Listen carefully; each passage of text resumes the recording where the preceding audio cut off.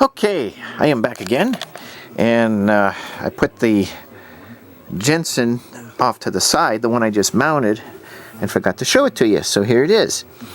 See, I have the four nuts tightened down really well onto the bolts, and you could see how the transformer and the magnet do not stick out on this baffle.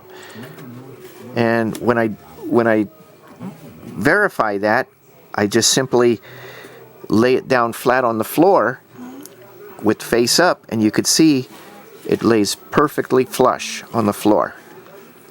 So this is perfect, and you could see how it's a nice vintage look.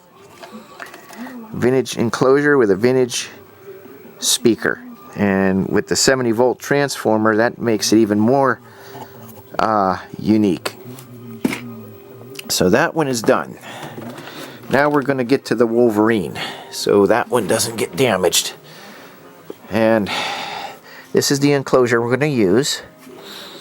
And as you can see, there's this piece of cardboard which is more like a spacer, which I think is really nice because this raises the speaker up slightly so that in situations like where you have the whizzer cone almost flush with the outer ring of the speaker itself, and sometimes what I do is measure my, I use 2 fingers to feel if it's, if it's even or if the cone is a little higher.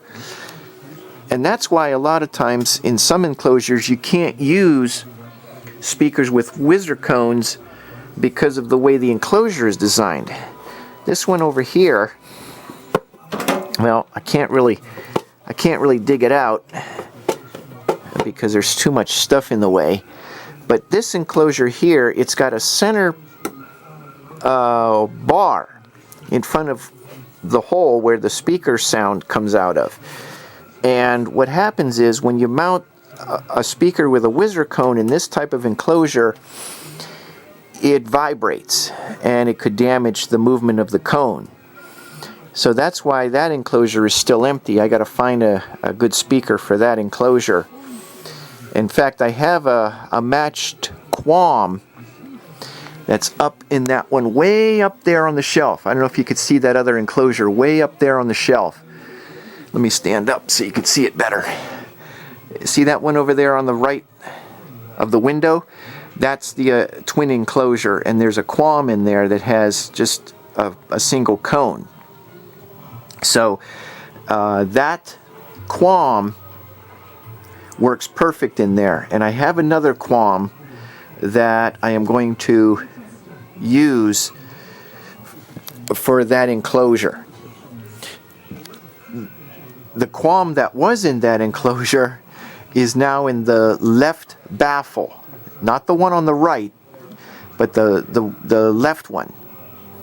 And the reason I put it in there is because that baffle is more beat up, and I figured I'm going to put the more beat up speakers in the beat up baffles, because then if I want to use them outside and if something happens, with them, rain gets on it, or they fall, or they get poked or whatever, it's not a big deal because they're beat up anyway, and I can just throw them away or recycle them or do whatever. So that's why I put the more beat up speakers in the more beat up baffles, and I can just, if I have to, I can just toss the whole thing out and not have to worry about anything. But anyway, getting back to this one, this is the one we're going to rebuild, and this is the Wolverine that we're going to use, this final Wolverine. And I got to tell you, the magnets on these are very, very strong, and these do put out good sound. I'll just let you take a look at the front of it before I mount it in there, so you can see it says there Wolverine, and you could see how the cone is extra big. Now I'm talking about the whizzer cone, not the original cone, the outer one, but the center one.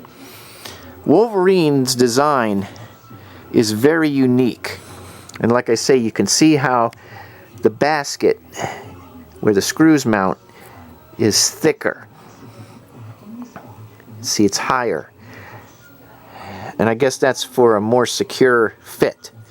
So I'm going to go ahead and put this on the baffle. I need 2 hands, so I got to put down the camera, and then I'll show you exactly what I'm referring to about the bolts just barely sticking out.